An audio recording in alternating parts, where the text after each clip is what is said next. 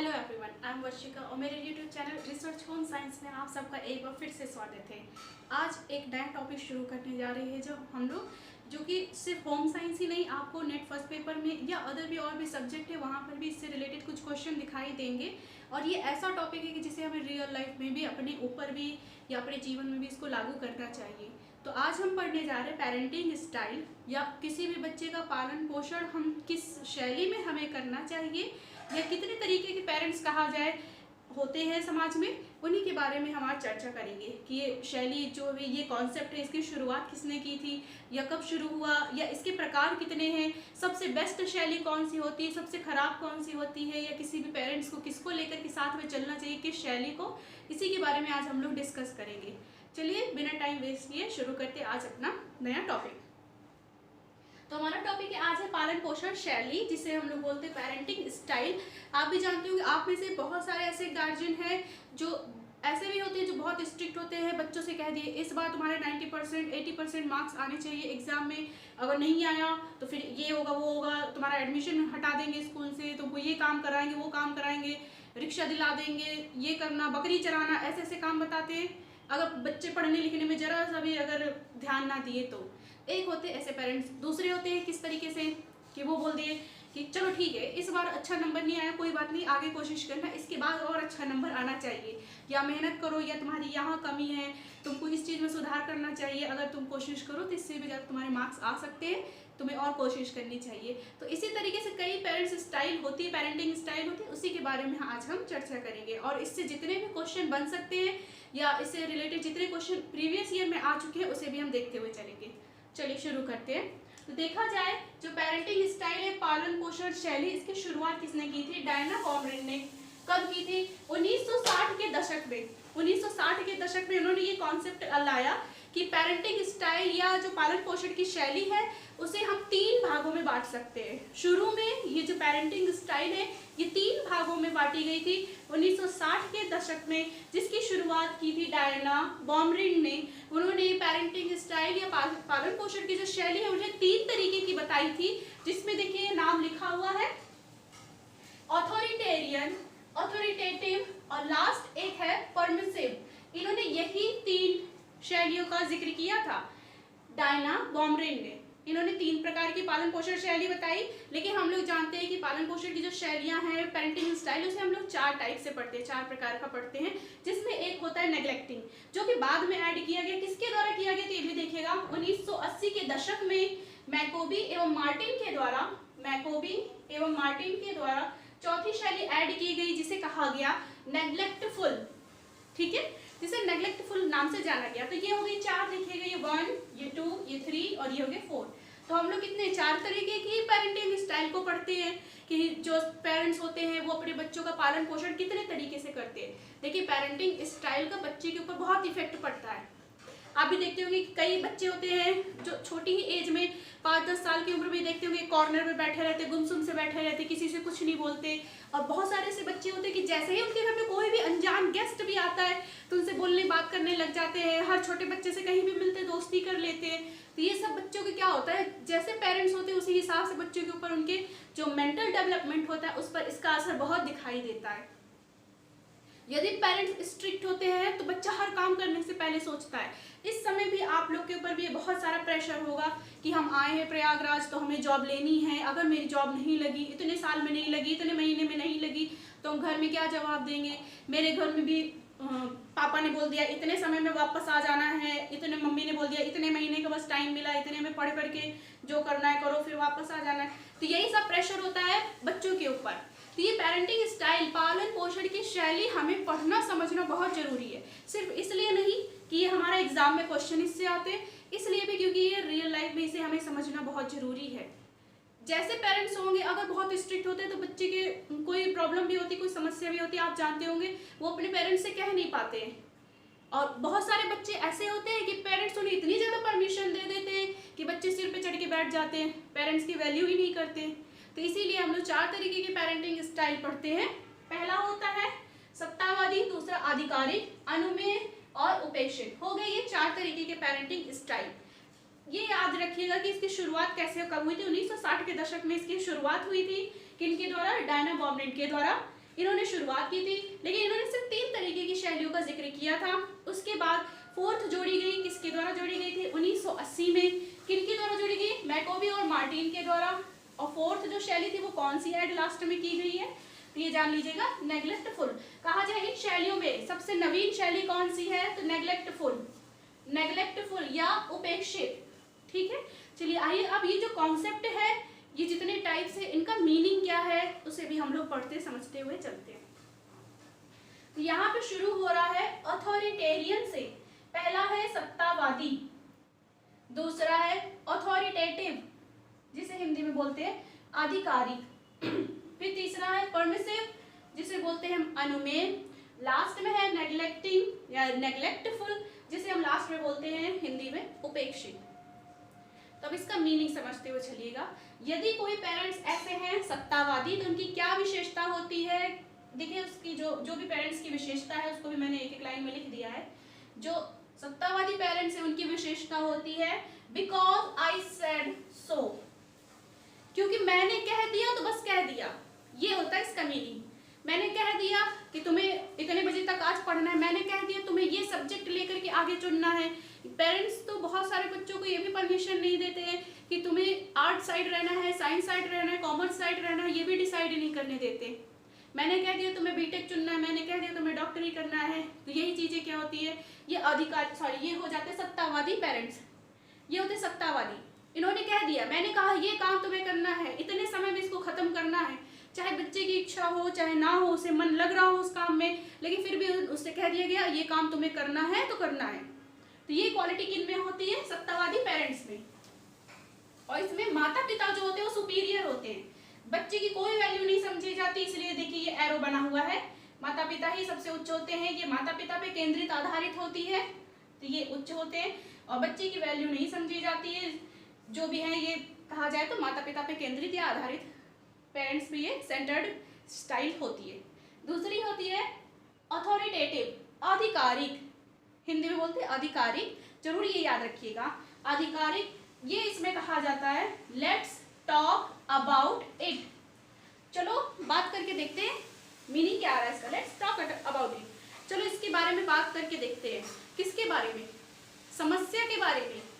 अगर किसी बच्चे को कोई भी प्रॉब्लम है तो जो इन तरीके के पेरेंट्स होते हैं, आधिकारिक क्वालिटी के जो पेरेंट्स होते हैं, अथॉरिटेटिव पेरेंट्स होते हैं, वो बच्चे से कहेंगे क्या प्रॉब्लम है बताओ, चलो देखते हैं, जो भी इसका सॉल्यूशन निकलेगा, जो भी इसका सुलझाना होगा, जिस तरीके से हम बात करके देखते हैं क्या प्रॉब्लम है। तो ये क्वालिटी होती है किनकी? आधिकारिक पेरेंट्स की। इसमें क्या होता है, माता पिता और बच्चा दोनों बराबर होते हैं, इक्वल होते हैं। ऐसा नहीं है कि माता पिता ने अगर बच्चे से कह दिया कि आओ चलो इस बारे में बात करें, तो फिर हर चीज में पेरेंट्स तैयारी हो जाए। मतलब पेरेंट्स ने कह दिया कि चलो देखिए क्या प्रॉब्लम है, बताओ क्या समस्या है, क्या प्रॉब्लम। तो ऐसा नहीं है कि जो बच्चा है या स्टूडेंट है वो जो भी समस्या अपनी कहेगा तो उसको सॉल्यूशन हमेशा पॉजिटिव ही आए पेरेंट्स की तरफ से, ऐसा नहीं है। लेकिन ऐसा भी नहीं है कि जो पेरेंट्स ने कह दिया जो हम कहे वही होगा, ऐसा नहीं। बीच का रास्ता निकाला जाता है। अगर किसी बच्चे के लिए, स्टूडेंट के लिए जो वो जिद कर रहा है वो सही है तो पेरेंट्स मानते हैं, अगर वो चीज़ें बच्चे के लिए सही नहीं है तो उसे पेरेंट्स नेग्लेक्ट कर देते हैं, नहीं मानते। तो ये पेरेंटिंग स्टाइल होती है आधिकारिक, कि जो बच्चे के लिए ठीक है, कभी इसमें परमिशन भी देते हैं, कभी कंट्रोल भी करते हैं। ठीक है, ये जरूर याद रखिएगा। सबसे बेस्ट पेरेंटिंग स्टाइल कौन सी होती है? अथॉरिटेटिव। ये याद रखिएगा, बेस्ट स्टाइल यही है पेरेंटिंग की। हर माता पिता को इसी तरीके से होना चाहिए। बच्चे को बहुत ज़्यादा परमिशन भी नहीं देनी चाहिए कि जो तुम्हारी इच्छा करे, जो मन हो वो करो। और ऐसा भी नहीं है कि बच्चे को कभी भी एंजॉय ही ना करने दे, हमेशा यही बस पढ़ो पढ़ो पढ़ो, घर में रहो, इस तरीके का भी नहीं। तो ये है पेरेंटिंग स्टाइल सबसे अच्छी होती है कि ज़रूरत हो तो कंट्रोल भी रखो, रूल भी बनाओ, नियम भी बनाओ, और कभी ज़रूरत हो तो बच्चे को परमिशन भी दे दो उसकी ज़रूरत के हिसाब से। फिर उसके बाद थर्ड आता है परमिसिव। परमिसिव अनुमेय, हिंदी में लिखा हुआ अनुमेय। देखिएगा इसका क्या हम सेंटेंस इसका लिए बोल सकते हैं कि एक लाइन में हम समझ सके। Let's be friends. इसमें माता पिता क्या कहते हैं, चलो हम लोग दोस्त बन जाते हैं। तो आप क्या सोचते हैं, जो दोस्त दो होंगे वो आपस में एक दूसरे से बात करने में कुछ सोचेंगे? बिल्कुल भी नहीं सोचते। आपके भी बहुत सारे जो दोस्त होंगे, मिलते होंगे तो चाटा मार देते होंगे, पीठ में घूसा मार देते होंगे कि कहाँ थे इतने दिन बाद, बहुत दिन बाद मिले। तो अगर इस तरीके की पेरेंटिंग स्टाइल करेंगे हम लोग, समझेंगे, अगर इस तरीके से हम बच्चों का पालन पोषण करेंगे तो ये भी सही नहीं है। इसमें क्या कहते हैं कि हम लोग, चलो माता पिता और बच्चे क्या कहते हैं, चलो हम लोग इसमें दोस्त बन जाते हैं। दोस्त, माता पिता और बच्चा कोई दोस्त हो ही नहीं सकता। समझना हो कि क्या समस्या उसके साथ आ रही है, इसको कैसे सॉल्व कर सकते, वो अलग बात है, लेकिन हर चीज में हम दोस्त के जैसे, कल को वो बच्चा बोलने लग जाए मुझे सिगरेट पीने का मन हो रहा है, मेरा कोई दोस्त फ्री नहीं, चलो पापा मेरे साथ सिगरेट पियो, तो इस तरीके की दोस्ती वाली पेरेंटिंग स्टाइल बिल्कुल भी अच्छी नहीं होती है। तो इसमें क्या होगा, जो बच्चा है या स्टूडेंट हम कह दें, वो डोमिनेटिंग हो जाता है, वो डोमिनेट करता है, मतलब हर चीज में अपने को कंट्रोल करेगा, पेरेंट्स के ऊपर अपने आप को हावी करेगा कि जो मैं कहूँ वो होगा। और पेरेंट्स भी क्या कहते हैं, परमिसिव होते हैं, परमिशन दे देते हैं, चलो ठीक है, बच्चे ने कह दिया कि अभी ऑनलाइन क्लासेस चल रही हैं, मुझे नया मोबाइल चाहिए, तो पेरेंट्स ने कहा हाँ हाँ चलो दिला देते हैं, इसको पढ़ाई में ज़रूरत पड़ रही है, इसे मोबाइल दिला दो। अब बच्चे को मोबाइल मिलते उसने कह दिया मोबाइल की स्क्रीन छोटी, मुझे टैब चाहिए, तो फिर पेरेंट्स ने कहा नहीं नहीं ठीक है, उसे पढ़ाई में ज़रूरत है, उसे टैब दिला देंगे। तो ऐसा थोड़ी ना है कि हर चीज़ें जो वो डिमांड करे उसे दे ही दो, उसकी ज़रूरत अगर है तो उसे पूरा करना चाहिए। लेकिन जो इस तरीके के पेरेंट्स होते हैं, परमिसिव स्टाइल की जो पेरेंटिंग स्टाइल होती है, इनमें क्या होता है कि पेरेंट्स की कोई सुनता ही नहीं है बच्चा, वो अपना ही जो उसकी इच्छा हो वो काम कराएगा। तो इसमें क्या होता है कि कभी कभी तो ये कंट्रोल करना चाहते हैं, लेकिन फिर परमिशन नहीं दे देते, जाने दो हमारी बिटिया पापा की रानी है, वो जो कहेगी उसके पापा जरूर उसकी ख्वाहिश पूरी करेंगे, या हमारे बेटे को जो भी ज़रूरत हो हम उसे ज़रूर पूरा करके देंगे। तो इस तरीके की स्टाइल ये होती है। ऐसा जरूरी नहीं है कि बच्चे हर चीज़ डिमांड करें। अगर बच्चा कहने लग जाए कि कुछ नहीं सही, वो अभी 10 साल का, वो बोल दे मुझे 4 व्हीलर चाहिए, तो क्या वो भी हम पूरा कर दें? कुछ पेरेंट्स वो भी पूरा कर देंगे, भले बच्चे को नहीं चलाने देंगे, उसका लाइसेंस नहीं होता, लेकिन उसको मन था तो अब की बार हम यही वाली कार लेंगे क्योंकि मेरे बच्चे को ये मन है। तो इस तरीके की पेरेंटिंग स्टाइल कौन सी होती है? परमिसिव। लास्ट एक याद रखिएगा, नेग्लेक्टफुल या नेग्लेक्टिंग पेरेंटिंग स्टाइल इंग्लिश में बोलते हैं, और हिंदी में होता है उपेक्षित। उपेक्षा करना मतलब कंपेयर करना, या फिर हम बोलते हैं नेग्लेक्ट। नेग्लेक्ट मतलब क्या होता है? नजरअंदाज करना, नजरअंदाज कर देना। तो इसमें क्या होता है, सेंटेंस देखिएगा, you are on your own. Own means होता है अपना, you are on your own, तुम अपना देखो, अपना समझो, तुम्हें जो बेटर लगे वो करो। क्योंकि आप भी जानते होंगे कि कई स्टेज या जीवन में कई पड़ाव ऐसे आते हैं कि जहाँ पे बच्चा बिल्कुल अकेलापन फील करने लग जाता है, दो राहों के बीच में फंस जाता है, समझ नहीं आता कि मुझे ये करना चाहिए ये करना चाहिए। तो उस समय पेरेंट्स कहते तुम जानो, हमसे कोई मतलब नहीं। तो इस तरीके की पेरेंटिंग स्टाइल होती है नेग्लेक्टिंग। इसमें बच्चा क्या कर रहा है, किससे दोस्ती कर रहा है, या कहाँ घूमने जा रहा है, या क्या क्या काम करता है, वो स्कूल में पढ़ता है या कहीं घूमने जा रहा है, तो कैसे उसके दोस्त हैं, बाहर उसके लोगों से किस तरीके के लोगों से दोस्ती है, सही रास्ते पे जा रहा है या नहीं, ये सब कुछ नहीं ध्यान देते। उसे नजरअंदाज ही कर दिया, नेग्लेक्ट ही कर दिया कि बच्चे को जो मन है वो करे, कोई मतलब नहीं। माता अपने काम में बिजी, पिता अपने काम में बिजी, बच्चा अपनी साइड बिजी। तो ये पेरेंटिंग स्टाइल होती है नेग्लेक्टिंग। ठीक है, इसमें क्या होता है, माता पिता क्वेश्चन मार्क, बच्चा क्वेश्चन मार्क, कोई तो कुछ नहीं पता, जिसका जहां मन कर रहा है वहां घूम रहा है, जैसे मन वैसे रह रहा है। तो चलिए ये थी 4 पेरेंटिंग स्टाइल। तो अगर पूछा जाए इनमें से सबसे अच्छी पालन पोषण की शैली कौन सी होती है, इसमें तो सबसे बेस्ट यही होती है अथॉरिटेटिव, आधिकारिक अथॉरिटेटिव पेरेंटिंग स्टाइल सबसे बेस्ट होती है। क्योंकि इसमें ये विशेषता इसकी जरूर याद रखिएगा कि इसमें माता पिता नियम, कानून, कंट्रोल सारी चीजें रखते हैं, लेकिन एक सीमित मात्रा में। बच्चे को अगर आवश्यकता है परमिशन की तो वो परमिशन भी देते हैं, लेकिन बच्चों के ऊपर वो नज़र भी रखते हैं कि हमारा जो बच्चा है या हमारा बेटा है या बेटी है वो क्या काम कर रहा है, किस ओर जा रहा है, किस रास्ते पे बह रहा है, वो इस चीज़ को भी ध्यान देते हैं। किस तरीके के लोगों से उसकी दोस्ती है, बाहर वो जा रहा है, पढ़ने जा रहा है, कहाँ जा रहा है, हर चीज़ों पे ध्यान देते हैं। और ये भी ध्यान देते हैं कि बहुत ज़्यादा उसे परमिशन भी ना मिले, हर ख्वाहिश उसकी पूरी करे, ऐसा भी नहीं है। उसे जहाँ तक जितनी ज़रूरत है बस उतना ही साथ देते हैं।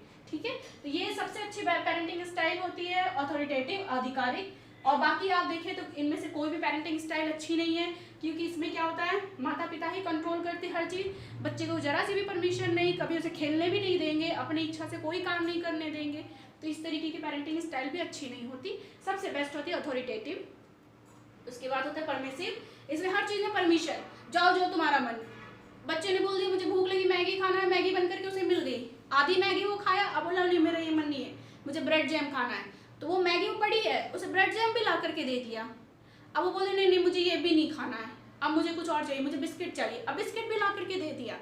तो यही क्या होता है, हर ख्वाहिश पूरी कर दी, परमिशन, हर चीज़ की परमिशन, जो उसको इच्छा करे, उसे वीडियो गेम चाहिए, उसे साइकिल चाहिए, हर चीज़ ला करके दे दे।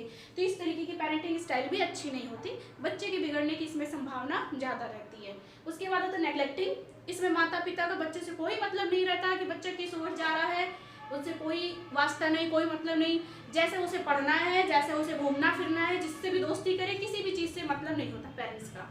ठीक है, तो ये थी 4 पेरेंटिंग स्टाइल।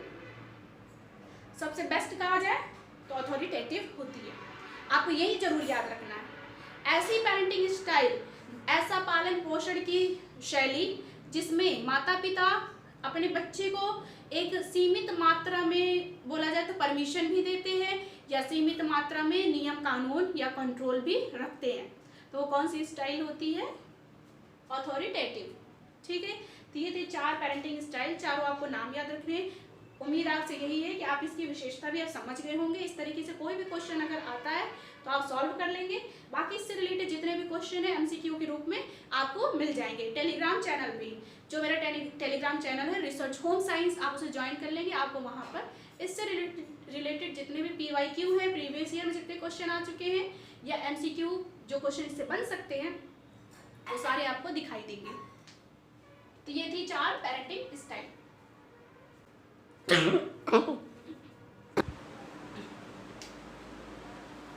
तो दोस्तों कैसा लगा आज का वीडियो, आप हमें कमेंट सेक्शन में जरूर बताइएगा।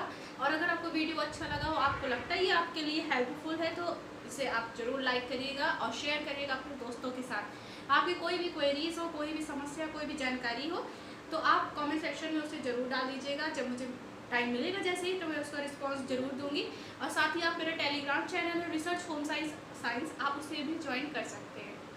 ठीक है, आज के लिए इतना ही, फिर मिलेंगे नए वीडियो के साथ, तब तक के लिए धन्यवाद।